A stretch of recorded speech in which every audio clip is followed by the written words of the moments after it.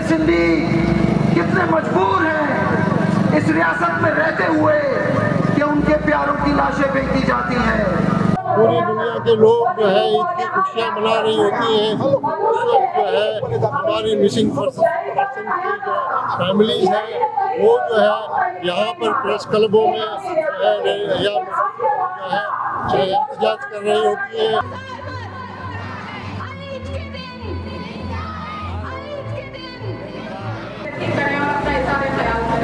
इस ईद के रोज सुर्ख सलाम।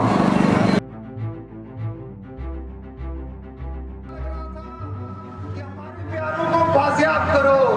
बाप के होते हुए भी हम यतीमों की जिंदगी गुजार रहे हैं। हम लोग कराची प्रेस क्लब के सामने हैं और आज बलूचिस्तान भर में ईद के पहले रोज जबरी तौर पर गुमशुदा के लवाहिक की जानिब से एहतजाजी मुजाहरे हो रहे हैं। सबको ये बात समझनी चाहिए कि ये 20 सालों में जो एक मुसलसल जद्दोजहद जारी है जबरी गुमशुदगियों के मामले पर, रियासत को ये बात समझनी चाहिए कि ये लोग थकने वाले नहीं हैं। ये लोग अब घरों में नहीं बैठे।